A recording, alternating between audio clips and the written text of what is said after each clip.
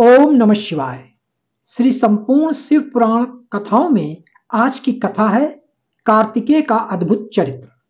ब्रह्मा जी बोले, नारद, इस प्रकार सभी अभिष्ट देवताओं से आशीर्वाद प्राप्त करके कुमार कार्तिकेय बहुत प्रसन्न हुए। उन्होंने सभी देवताओं का धन्यवाद व्यक्त किया। तत्पश्चात वे अपने सिंहासन पर जाकर बैठ गए।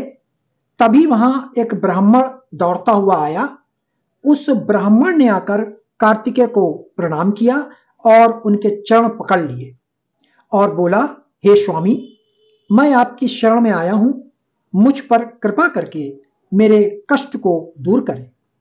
तब कार्तिकेय ने उस ब्राह्मण को उठाया और आदर पूर्वक अपने पास बैठाकर उसके दुखी होने का कारण पूछा।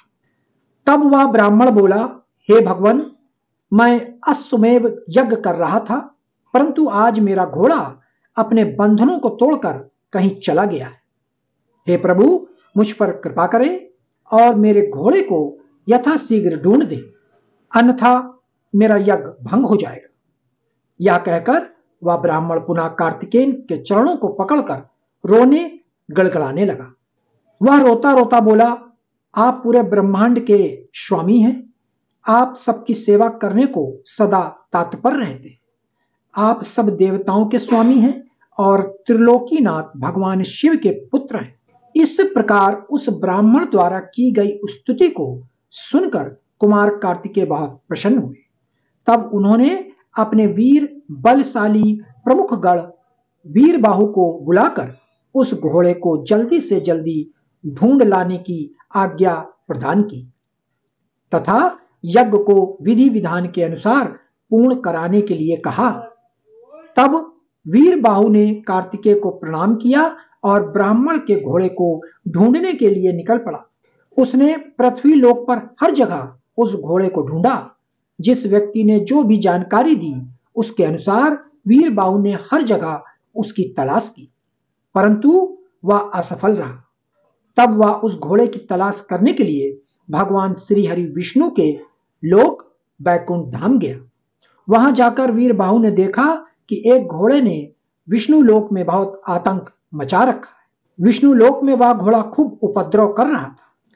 कुमार कार्तिकेय के उस गण वीरबाहु ने तुरंत उस घोड़े को बंधक बना लिया और उसे पकड़कर अपने स्वामी कार्तिकेय के पास ले आया।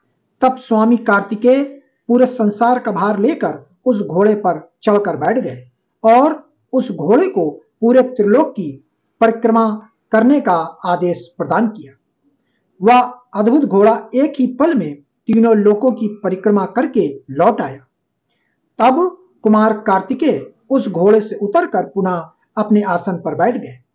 तब वह ब्राह्मण हाथ जोड़कर कार्तिकेय का धन्यवाद करने लगा और उसने बोला कि प्रभु, आप यह घोड़ा मुझे सौंप दीजिए ताकि मैं अपना यज्ञ पूरा कर सकूं। तब कार्तिकेय मुस्कुराए और बोले, हे ब्राह्मण, यह घोड़ा उत्तम है और यह यज्ञ के योग्य नहीं है, इसलिए आप इसे अपने साथ ले जाने के लिए न कहें। मैं आपके यज्ञ को पूर्ण होने का वरदान देता हूं। मेरे आशीर्वाद से आपका यज्ञ अवश्य सफल होगा।